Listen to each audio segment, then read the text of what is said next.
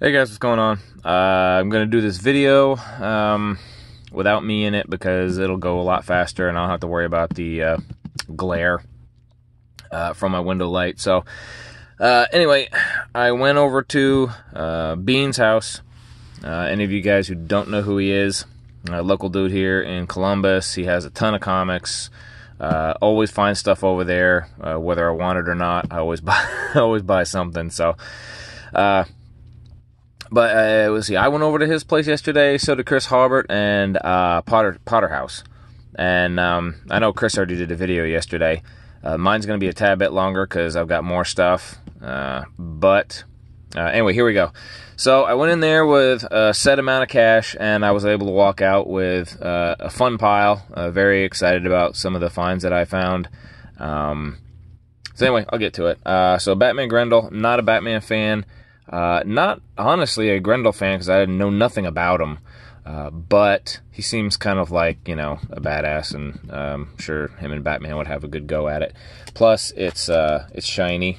I know you probably can't tell in the bag very much, but the red's got kind of like a foil look to it. So I wasn't around when Atari first came out, but I was able to enjoy it later on as a kid, right before Nintendo first dropped.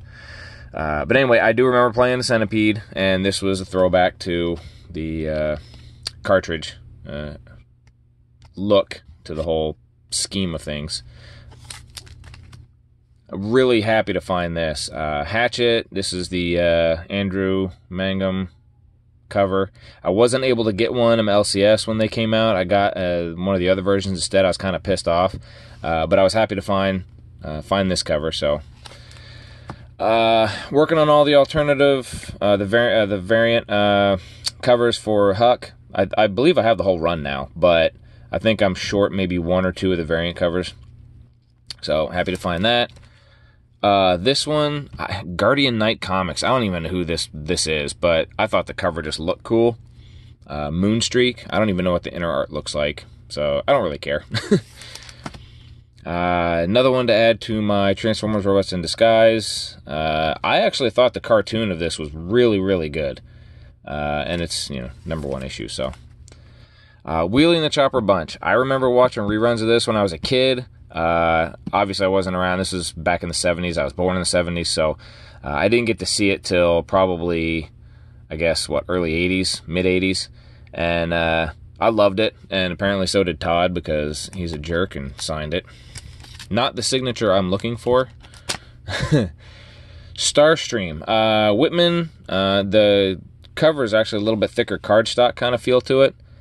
I don't see a date on it anywhere, but it's like sci-fi stories and stuff. Nothing too crazy. 1976. Hey, there you go. Year I was born. August Wind. The Adventures of The Adventures of Augusta Wind, the last story. I don't know anything about this. I just like the art. I like the way whoever did the art did a cool job.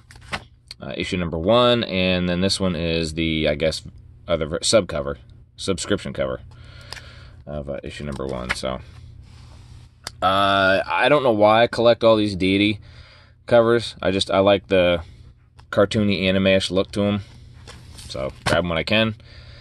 Sketch cover. I don't have one. I needed one because eventually I have an idea for another sketch idea that I want to do. I don't know who I'm going to get to do it, but now I've got one, so I don't have to worry about it. Ultimate Enemy #1. I thought this was an Italian cover because Italians are really good with the gimmick stuff. As you can see, it's shiny and it's embossed too. I don't like the Ultimate Spider-Man run. I just don't like the art. Story might be okay, but anyway, I saw this, saw shiny, said gotta have it. Run filler, ASM 604, Spider-Man 2099 #10, volume 3, maybe? I'm not sure. ASM #12. I actually have the Mexican version of this, and now I have the American. Amazing Spider-Man Civil War Decisions. Apparently it's a collection of Amazing Spider-Man 529 through 532. I've never seen it before. I just liked the Spidey suit the one that Tony Stark gave him. So, the variant edition, this is the homage to Spider-Man punching Hulk in the junk, but it's Groot and Rocket Raccoon, so it's kind of fun. This one, anybody knows Potter House knows Action Comics #1 is his thing. He grabs as many versions as he can. I just happened to be flipping through a box and saw this and sparked his attention. He grabbed it and then confirmed that he already had it. So I said, well, screw it. I'll take it because it's funny. And honestly, I like regular show. Muscle Man, High Five. I watch it with my kids all the time. It's a great dumb show, but it's fun. ASM number 635 is actually one of the Grim Hunt parts that I don't have, and I just like the cover art. I think it's cool. I'm a sucker for the parody press, so this is Pitts. As you can see, he's got some serious growth problems. Crazy, which I guess was their version of Mad magazine sort of stuff, or Not Brand Ech, which Chris pointed out to me. I guess they reprinted the cover art. So there was issue number 1 and number 2. I've never read any of these, but they look fun, so I grabbed them. Just a cover that I thought was fun. I like Green Goblin. I don't like him as much as Hobgoblin, but honestly, I'm not sure. Somebody correct me if I'm wrong, but these are all the different versions of Green Goblin, like all the different people who played him. Maybe I'm not sure. I know that's Osborn. I know those are 2 different masks. That's Green Goblin from another realm, maybe? I don't know. I don't pay attention to a lot of the new stuff, so I apologize. ASM 25 is the Venomized version. I don't really care that it's a Venomized version. It's just an issue I didn't have. Defenders of Dynatron City. This is one of those goofy ones that I saw it and went, yeah, this is dumb. I gotta have it. Spider-Man Master Plan. I do have one of the other copies of issue number 1, and this one was just one that I was missing. This is the other version of Spider-Man His Amazing Friends.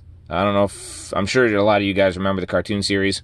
I remember watching as a kid, and I just love this one. And it's a newsstand version too, which I don't think I have. Another one to add to my Star Run, annual, Heathcliff annual. Oh, look! It's another one of these. Number 6. And I need to get a recount on these, but I think I'm upwards of, 30 of these now? Or maybe more, I'm not sure.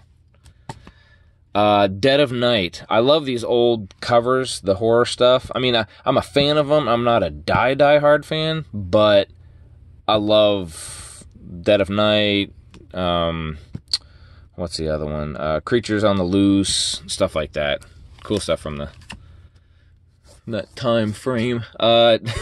Chris threw this on my pile, and it was like, hey, dude, you want this? I'm not really big on the whole teen thing from, this looks like the 60s. But, I was like, what the heck? Okay, so this run is weird. Comics Tribe came out with it. It's called Oxymoron. I initially started to collect it because of they did an homage to Spider-Man #1, the McFarlane did. It started out with that one, and it's kind of snowballed into, now I got to grab all of them because all the covers are crazy looking. So, got Oxymoron #1, and then I got this kind of like sketched-ish sort of looking version, which kind of reminds me of like a zombified Deadpool, really, with the ring around the eye and stuff, but cool looking. I don't know anything about Tick, other than he says spoon a lot or whatever. I've seen other people do it, but this one's a shiny, so I grabbed it. This one I grabbed, I'm going to move the camera up a little bit. This one I grabbed because it is a more modern version of Creepy, old magazine from the 70s, 60s, 70s. I got this from my buddy Cecilio, so dude, if you're watching this one's yours. It's book number 1, and he had book number 2, which I'll probably end up picking up for you too, but there you go. These are pickups for the wife. She's a big Edward Scissorhands fan. So this is the Hot Topic version, I guess. And then there's the regular Oh, these are both issue number 1. Okay, so this is a regular issue number 1. I can't pronounce this title. Girrion? Girrion? I don't know. It looked kind of anime-ish, and I sort of dug the art. Sort of reminded me of Studio Ghibli sort of stuff, so I grabbed it.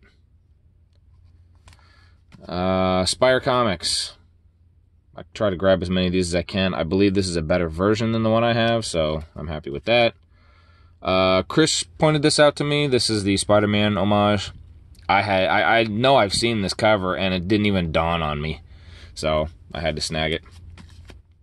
This one I was really, really happy to find. I'm not a Spider-Woman fan, but this is a foreign comic that Bean had in his boxes.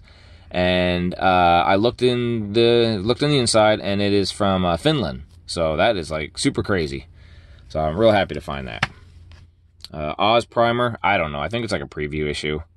Honestly, I'm not sure. I know that they came out with a sketch version, so got that. Radio Shack promo, which I believe this is one I don't have, and if I do have it, this one's probably in better shape than mine. Artful, I grabbed it because I thought the wife might like it. It's sort of that Victorian time period. Or not Victorian. Crap, was it? I don't know. Turn of the century, maybe. This one I grabbed because first Eric Powell did the art. It's funny. Big man plans, and it's a little person. And he looks really ticked off, so I was like, yeah, whatever. I'll grab it. This one, again, same thing. Is just really, really weird. But I grabbed it. Another Comics Tribe. It's Chum. I don't know anything about this, but the cover looked interesting, so I figured I'd give it a flip through and see what it looked like. Oh, it's called Surf Noir for mature readers. Oh, okay, so it's Surf Noir. This one I'm hoping is okay. I can give to my daughter. I haven't flipped through it yet, but it's got that kind of art style that she likes. This one is a wife grab from American Anthology, Daughters of the Dark Oracle. Yeah, it's the Bloodbath variant. Ooh, there you go. Another British comic, Dragon Claws, one that Chris pointed out to me again. It took me a second to realize it was British because the UK 55, I'm assuming that's pence, pounds. I don't know, one of you guys can tell me. It came first in the US, then Canada, so. Pretty Press, Cable TV, Cheesy Dip, CNN, all of the sponsors. Great stuff. No, Corey, you can't have that one. Sorry. Unholy Grail. It's the other version of number 1 that I didn't have. Grim Reaper, Art Baltazar. He always does goofy stuff. Kid-friendly stuff, so I grabbed it. Primacy, another run filler that I didn't have. Grizzly Shark. I remember somebody talking about this, saying it was a messed up, funny read. He only had issue number 1, so I'll give it a shot, and if I like it, I'll go find the rest. If not, then I've only spent money on 1 issue. Rocketeer, add it to my movie adaptation collection. Good movie, too, if you guys haven't seen it. And that's it. So, tried to keep it short and sweet. I'm at 13 minutes. I apologize. I'll see you guys later. Peace.